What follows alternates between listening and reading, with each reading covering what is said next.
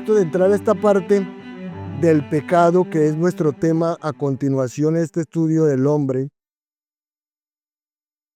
y ya que era antropología, ¿verdad? Y que pasamos ahora, ¿qué? A, a martiología, que es el nombre teológico para el, el estudio del pecado. Pero antes de ello, hermano, hay una pequeña parte que quedó pendiente al final de nuestra última enseñanza, que es como una especie de resumen de todo cuanto hemos visto y hablado hasta ahora, perdón, pero obviamente de manera breve, la teología bíblica del hombre. Entonces, le voy a decir muy rápidamente que la doctrina del hombre puede resumirse como sigue en la culminación de una creación de 6 días literales. En una culminación de una creación de 6 días literales, Dios creó al hombre en dos géneros, varón y mujer. No hay sino esos dos géneros, varón y mujer. A partir del primer hombre, Adán, y de la primera mujer, Eva, a la humanidad se le ordenó que se multiplicara, llenara la tierra, que dominara y sometiera la creación en nombre de Dios, lo que viene a ser las principales responsabilidades del hombre. El hombre fue creado a imagen y semejanza de Dios, lo que significa que en algunos sentidos es como Dios y que lo representa en la tierra. El hombre es a la vez rey e hijo, pero al mismo tiempo no es Dios, aunque es el pináculo de la creación de Dios, es lo más grande que Dios ha creado. El hombre está inherentemente vinculado a la tierra y al orden creado, de manera que la humanidad está situada en tres relaciones: relación con Dios, relación con otros humanos y relación con la creación.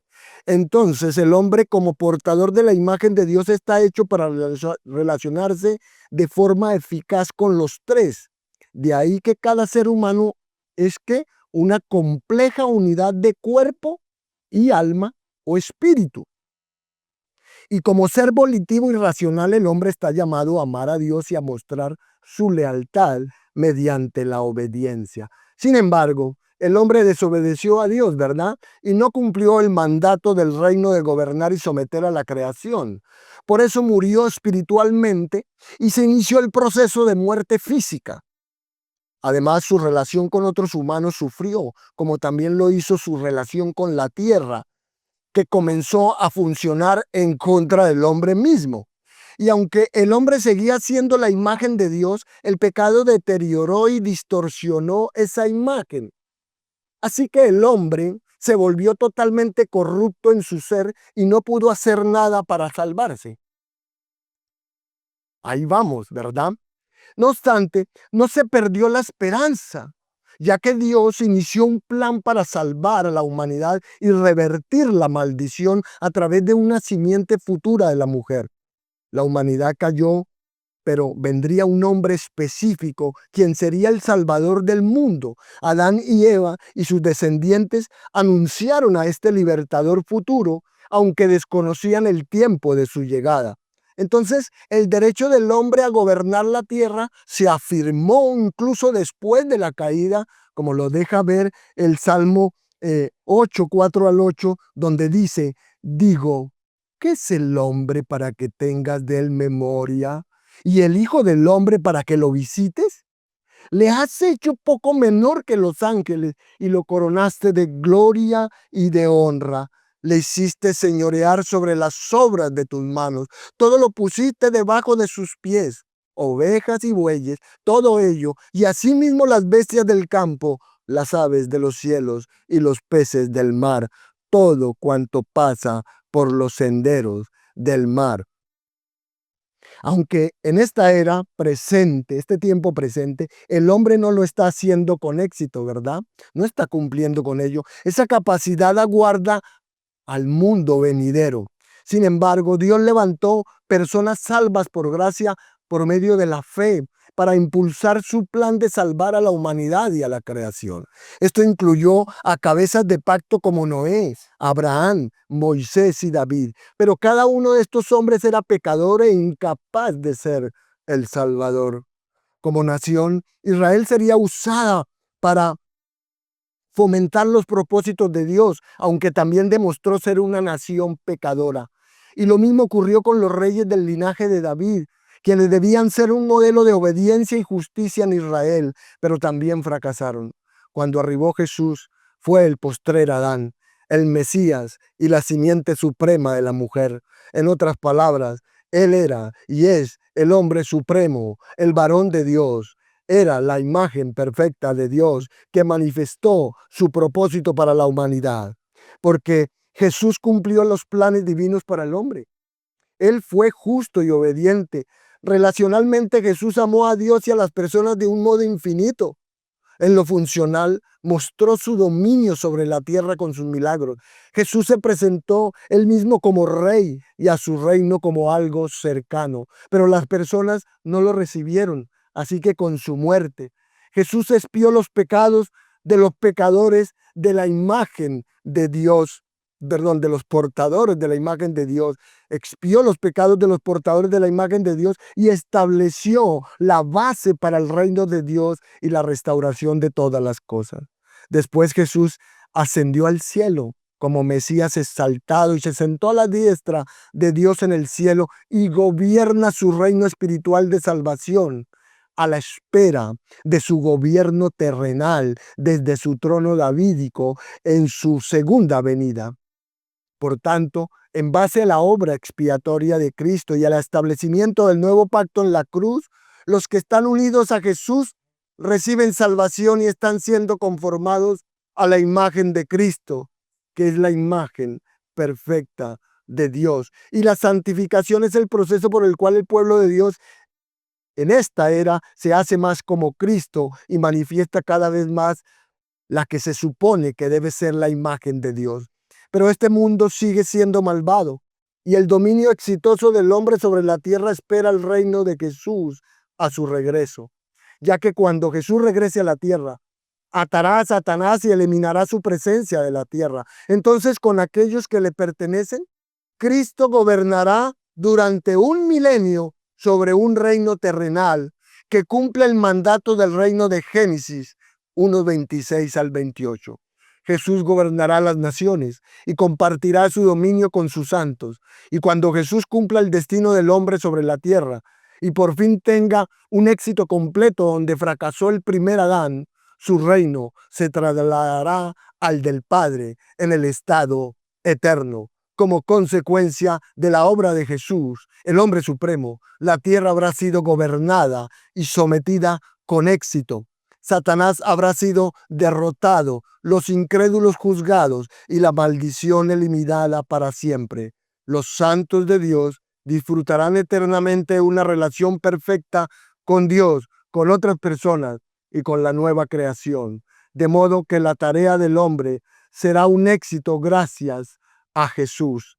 El último versículo que describe la actividad de la nueva tierra proclama esto: y reinarán por los siglos de los siglos. Eso es Apocalipsis 22:5. Y lo que ha sido imposible durante miles de años ocurrirá. Así que la historia termina bien para la humanidad redimida. Amén. Esa es la teoría bíblica del hombre. Ahora vamos a pasar a lo que estaba prometido, ¿verdad? Lo referente al pecado. De esto que le acabo de decir, hay unas cosas, en su gran mayoría ya vimos, pero hay otras que todavía están para ver, ¿no? Por supuesto. Toda la parte de escatología que vendrá luego, vendrá luego. Vamos a ver entonces todo lo referente al pecado. Un tema que a muchos no les gusta. Realmente, cuando hablamos de pecado, la gente como que se pone como que, ¿no? Abren los ojos. No sé, no se acomodan en la silla, ¿no? Comienzan a hacer posturas, decía alguien por ahí, cuando hablamos de pecado. Pero tenemos que hablar del pecado. Y hoy tenemos una introducción al pecado y una definición en algunas formas del pecado. Hermanos, la pecaminosidad universal del hombre es obvia y verificable, pues el pecado impregna cada aspecto de nuestra existencia y nos impacta de manera individual y social. El pecado está profundamente arraigado en nosotros y se manifiesta de forma continua. Sin embargo, desde la Ilustración, ¿se acuerdan de eso? El movimiento intelectual, cultural y político que ocurrió en Europa en el siglo XVIII, conocido también como el siglo de las luces, que se basó en esa idea de que la razón y el conocimiento científico podían conducir a la felicidad y al progreso de la humanidad, desafiando las creencias tradicionales y la autoridad religiosa. Desde ese momento, hermanos, la civilización occidental, el hemisferio occidental, se ha vuelto cada vez más contraria a la realidad del pecado, en especial a como lo define la Biblia. Amén. Las personas no quieren ver el pecado como es definido en la Biblia. Y existen 4 razones principales para este cambio. Y la primera es que la modernidad tiende a considerar a los seres humanos como naturalmente buenos, ¿cierto? Eso es lo que dice todo el mundo por ahí. La gente dice que son buenos. Bueno, no sé, pero eso es lo que consideran las personas en la modernidad, se consideran que los seres humanos son buenos. Pero antes de los cambios filosóficos de este movimiento de la Ilustración en el siglo XVIII, lo que prevalecía entre la gente era un entendimiento general de la depravación humana. Antes de esto, la gente entendía que el ser humano era pecador. Incluso la Reforma Protestante, ¿verdad? Por ejemplo, tuvo relación con la angustia de Martín Lutero por su propia pecaminosidad. Por eso fue que él colocó las 95 tesis allá en la iglesia de Wittenberg. Sin embargo, con la llegada de la era moderna, la visión tradicional de la pecaminosidad humana comenzó a disiparse y se consideró que el hombre era inherentemente bueno, por lo que los problemas y el sufrimiento humano se vinculaban a la ignorancia. Pues en la falsa euforia de esa Ilustración, a partir de los avances de la educación, la ciencia y la tecnología, muchos concluyeron que el hombre era inherentemente bueno y que al tener educación, el mundo mejoraría. Eso pensaban, ¿no? Pero es evidente que el siglo XX destruyó esa ilusión por completo y la depravación del hombre se manifestó cuando el mundo explotó en guerras y el derramamiento de sangre a mayor escala en la historia, incluidas 2 guerras mundiales devastadoras, el Holocausto y la Guerra Fría, que fue ese periodo de tensión política militar entre Estados Unidos y la Unión Soviética, caracterizado por la competencia ideológica entre el capitalismo y el comunismo.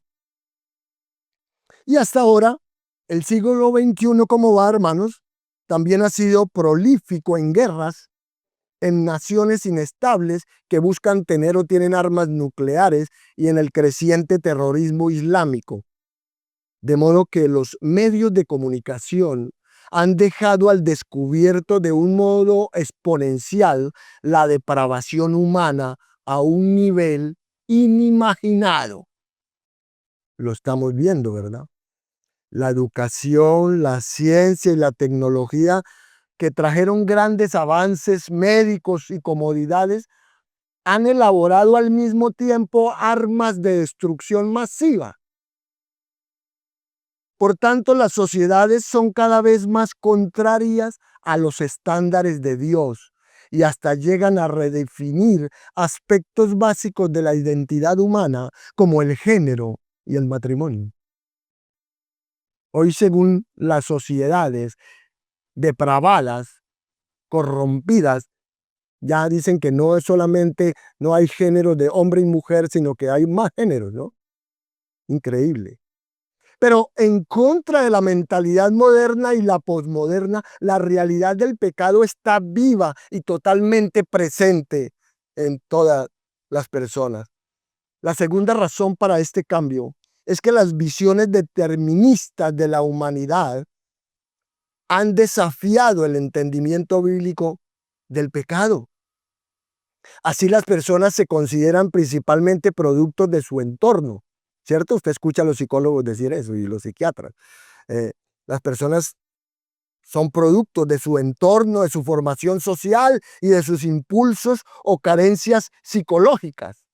De manera que la sociedad ha ido tan lejos al acomodar su propia depravación que es evasiva a considerar moralmente culpable a nadie por casi ninguna conducta, ¿no? A todo le quieren buscar explicación. Es que el hijo mató a la mamá y eso fue porque cuando estaba pequeñito no lo amaron mucho. Increíble, ¿no? Estas explicaciones ridículas que dan algunos. Entonces, como usted ve, este acomodamiento es coherente con la visión de que el hombre es básicamente una máquina que hace aquello para lo que está programado. La tercera razón del cambio para que la sociedad sea contraria al pecado es que con el auge del posmodernismo nuestra sociedad ha cambiado de dirección y tiende ahora hacia el relativismo moral, que es parte de la posición filosófica que niega la existencia de verdades absolutas. Eso es el relativismo, niega que haya verdades absolutas. Y como usted sabe, sí hay una verdad absoluta, que es la verdad de Dios, ¿verdad? Usted la tiene en sus manos, la palabra de Dios. Ahí está la verdad absoluta. De ahí que hoy lo correcto y lo incorrecto, lo bueno y lo malo no se definen en términos absolutos, sino que se consideran de forma subjetiva. Y se considera que son los individuos y las sociedades y no Dios quienes tienen la autoridad para determinar que es incorrecto. Eso es lo que dice la sociedad corrompida, caída en pecado, sin Dios. Pero por eso es que hoy una gran mayoría de personas cree ahora que la verdad y la moral son flexibles, son subjetivas, no son fijas y por tal razón no tienen interés alguno estas personas en lo que declaran las escrituras. La cuarta razón es que el pecado solo es considerado un asunto desagradable. Imagine, así lo consideran las personas. El pecado es como un asunto desagradable, una faltica. No, el pecado es pecado, como lo vamos a estar viendo cuando avancemos en este gran estudio. En nuestra era de la autoestima, hermanos, y la subjetividad que es esta, a las personas no les gusta pensar que son malas. Las personas no les gusta pensar que son malas, pero son malas. Millard Erickson, pastor bautista, profesor de teología y decano del seminario, destaca, dice esto: hablar de los humanos como pecadores es como gritar una blasfemia hoy en día o una obscenidad en una reunión muy formal, digna y distinguida o incluso en una iglesia. Está prohibido, está prohibido esta actitud general. Es casi un nuevo tipo de legalismo, cuya prohibición principal podría ser no digas nada negativo. Por eso es que cuando usted está en una iglesia así, que no se predica en contra del pecado, ni se confronta el pecado ni las malas conductas, salga de esta iglesia porque ahí no está Dios. Somos llamados a confrontar el pecado y a llamar a las personas al arrepentimiento. Ahora pasemos al pecado definido. Miremos lo que la Escritura, cómo aborda el pecado. Amados, mire, de los 66 libros que tiene la Biblia y los 1189 capítulos de la Biblia, solo 2 libros y solo 4 capítulos no mencionan el pecado o los pecadores. Ahí le di ese dato tan importante. Los que en su orden bíblico son los que no nombran el pecado de los pecadores. Génesis capítulo 1 y 2. No nombra al pecado ni a los pecadores, por supuesto. Y el otro es Apocalipsis 21, 22. Capítulos 21, 22. ¿Por qué? A ver, pues son los que, el uno relata la creación antes del pecado, así como el nuevo, al otro que relata el nuevo cielo y la nueva tierra, donde nunca, jamás entrará el pecado. El resto de la Biblia, desde Génesis 3.1 hasta Apocalipsis 20.15, contienen abundantes referencias a los temas del pecado humano y la necesidad de salvación.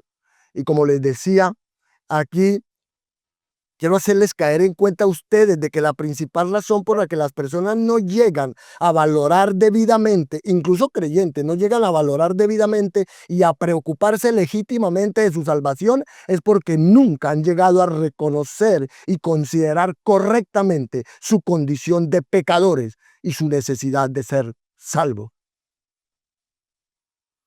Así que el pecado es una doctrina principal y su estudio se llama martiología. Esta designación procede de la palabra griega para pecado, que es amartía.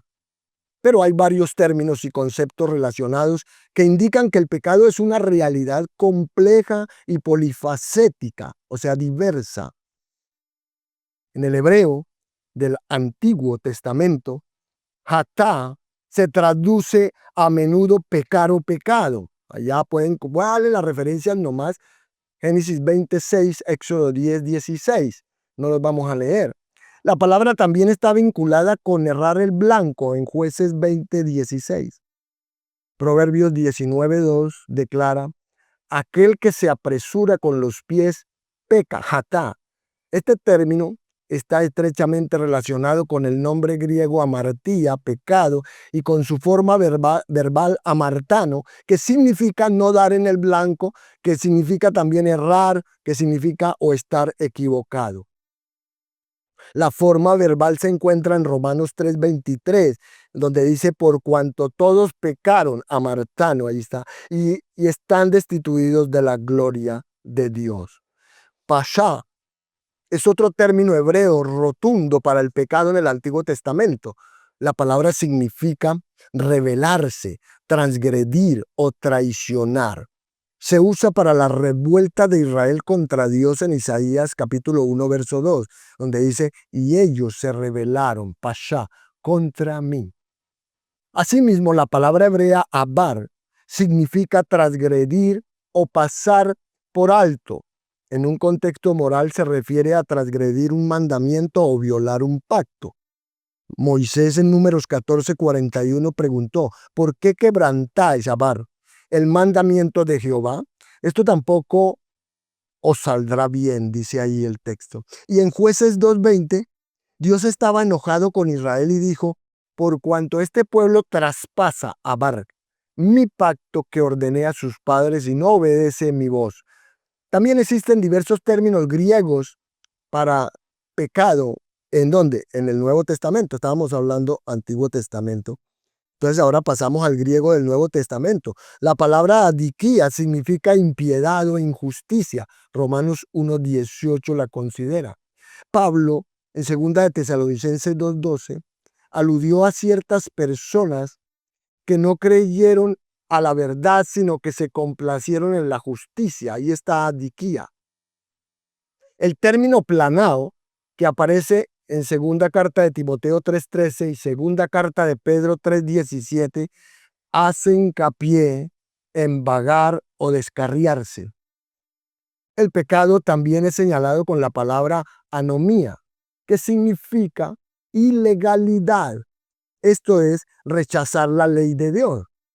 Primera carta de Juan, capítulo 3, verso 4, simplemente declara, el pecado es infracción de la ley.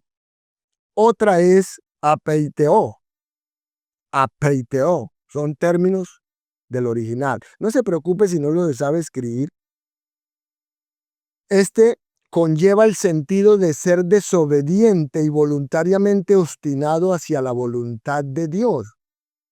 Lo puede ver usted en Romanos 11:31, Juan 3:36. También está acebeia, que puede traducirse impiedad o maldad. Judas 18 dijo, en el postrer tiempo habrá burladores que andarán según sus malvados deseos. Una más, otro término más, es agnoia, que se refiere a la ignorancia o la ausencia de entendimiento. Pablo afirmó que los incrédulos estaban entenebrecidos en su entendimiento por la ignorancia, agnoia, que en ellos hay. Efesios 4:18.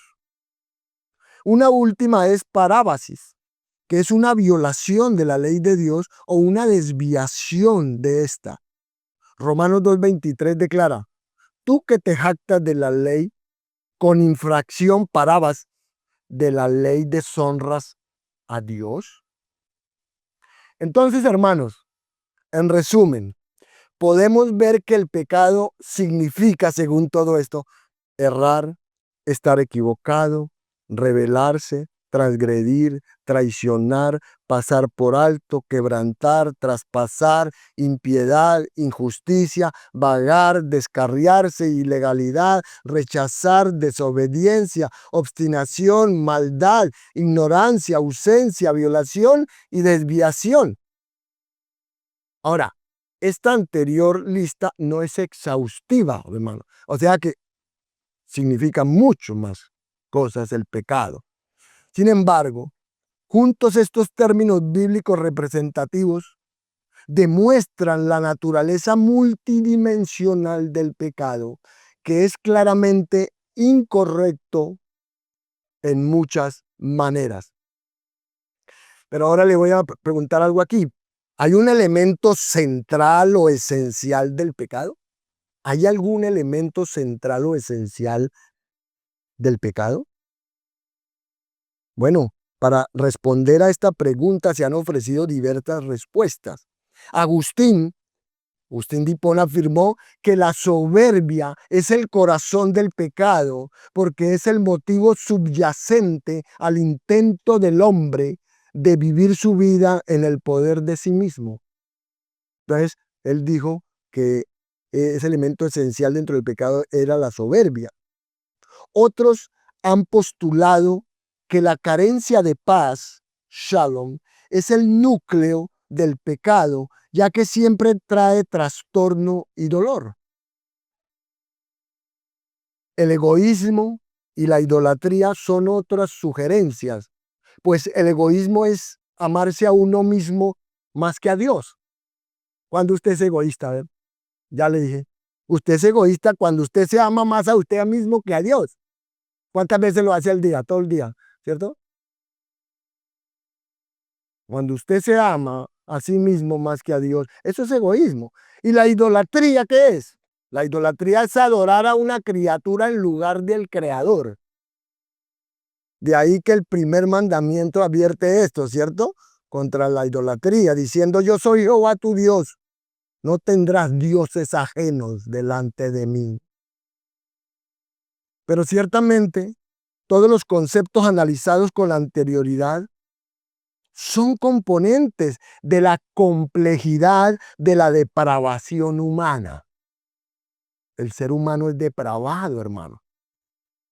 Por tal razón, el pecado debe entenderse desde un punto de vista teocéntrico o centrado en Dios. En esencia, el pecado es una violación de la relación creador-criatura. El hombre solo existe porque Dios lo hizo. ¿Por qué existe usted? No que mi mamá, mi papá. No, no. Dios lo hizo a usted. El hombre existe solo porque Dios lo hizo y está obligado en todos los sentidos a servir a su creador. Está obligado en todos los sentidos a servir a su creador. No es si usted quiere. No es como dicen algunos, es que estoy pensando, voy a ver. El pecado hace que el hombre asuma el papel de Dios. Eso es lo que hace el pecado. Pecado hace que el hombre, la persona, el hombre o la mujer, la persona, asuma el papel de Dios y que declare la autonomía para sí mismo aparte del Creador. Por tanto, creemos que la visión más global de la fuente del pecado, óigase bien, la visión más global de la fuente del pecado es la exigencia de autonomía. ¿Qué es autonomía? Independencia, autogobierno, ¿cierto? Usted quiere vivir su vida como usted quiera. Y eso es lo que ha hecho. Usted se autogobierna, usted manda su vida. No, tiene que ser Dios el que haga eso. Como Dios es el creador de todas las cosas, todas las criaturas están obligadas a obedecerlo y vivir según su voluntad. Así que las caídas de Satanás y después de Adán y de Eva están vinculadas con actuar de forma autónoma y desobediente al procurar ser como Dios. Ellos quisieron ser como Dios. A través de un rey humano, hay un ejemplo, Satanás declaró ser semejante al Altísimo, allá en Isaías 14. Y la serpiente, inspirada por Satanás, ¿verdad? ¿Se acuerda? Incitó a Eva diciéndole, el día que comáis de él, serán abiertos vuestros ojos y seréis como Dios, sabiendo el bien y el mal. Entonces Eva y después Adán, sin consideración por el mandato de Dios, lo creyeron y actuaron en consecuencia cuando dice, y vio la mujer que el árbol era bueno para comer y que era agradable a los ojos y árbol codiciable para alcanzar la sabiduría. Y tomó de su fruto y comió y dio también a su marido, el cual comió así como ella. Como puede ver, en los casos de Satanás, Adán y Eva, ninguno de ellos estaba satisfecho con obedecer a Dios. Ninguno de ellos quería obedecer a Dios, pero ellos fueron creados para amar a Dios con todo su ser y para interpretar el mundo desde su perspectiva. Sin embargo, no desearon amar a Dios a través de la obediencia. Ellos no desearon amar a Dios a través de la obediencia. Y usted está como pareciéndose a ellos, ¿verdad? Usted se parece a ellos. No quieren muchos amar a Dios a través de la obediencia, sino que actuaron de forma autónoma y se apartaron por su cuenta en un esfuerzo de ser como Dios. Y esta pretensión malvada se repite con cada pecado, hermano. Cada pecado que cometemos, se repite esta pretensión malvada. Cuando nosotros pecamos, estamos diciéndole a Dios que no queremos ni amarlo ni obedecerlo y queremos hacer lo que nosotros queremos. Queremos ser Dios. Pues en lugar de decir, ¿cierto? En lugar de que nosotros digamos que sea tu voluntad, oh Dios, el pecador dice que sea mi voluntad. Eso es lo que dice el pecador, que sea mi voluntad. Por tanto, el pecado es actuar de manera autónoma y usurpar la autoridad de Dios. Y Pablo, en su detallado tratado sobre la pecaminosidad de la humanidad en Romanos capítulos 1 al 3, explicó cómo las criaturas pecadoras violaron su relación con el Creador. Al decir esto, cambiaron la verdad de Dios por la mentira, honrando y dando culto a las criaturas antes que al Creador, el cual es bendito por los siglos. Amén. Por tanto, la idolatría se produce cuando la persona cambia la adoración a Dios por la adoración a las criaturas. Por ello, la paz, hermanos, la paz y la plenitud, que solo proceden de adorar al Dios verdadero, se pierden cuando la adoración se dirige a las criaturas en vez de al Creador. De manera que al rechazar a Dios, el corazón incrédulo, el corazón que es incrédulo, al rechazar a Dios, busca satisfacerse a sí mismo con todo eso que no le puede proporcionar un gozo duradero ni una realización duradera o verdadera. ¿Cómo qué? ¿Cómo qué cosas? Como las posesiones materiales. El hombre quiere satisfacerse, quiere llenar ese vacío con posesiones materiales, quiere llenar ese vacío con éxito, admiración, relaciones inmorales, drogas, alcohol, juego, u otros muchos sustitutos que la gente tiene por ahí. Y quienes se entregan a tales cosas se vuelven esclavos de ellas. Los vemos todos los días. Son esclavos de esas cosas. Son esclavos de ellas.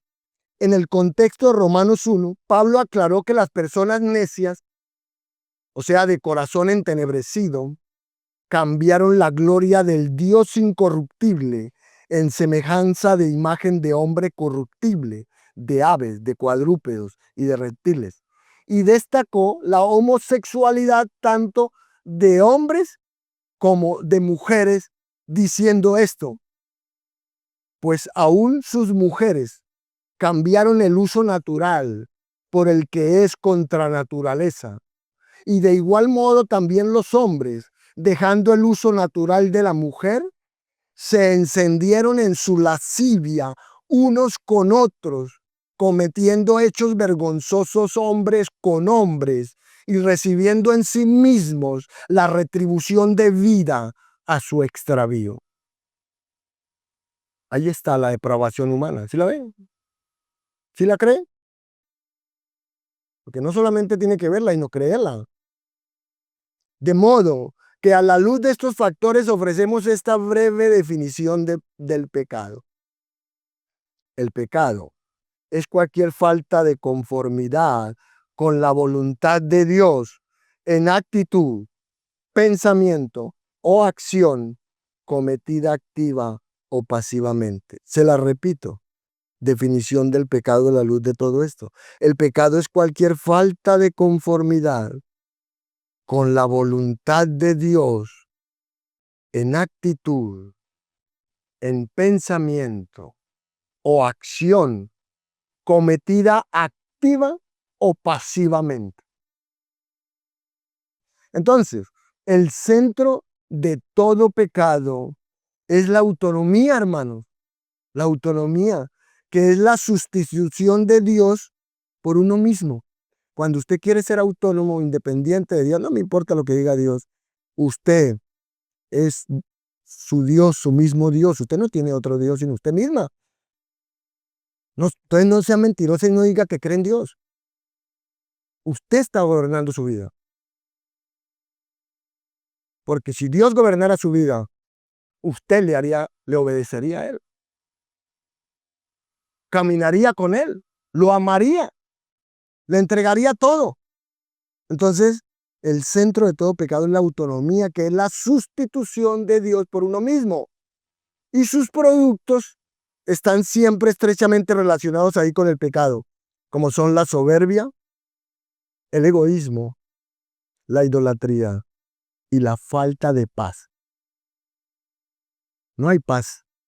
Sin Dios no hay paz. Hay turbulencia, hay tempestad.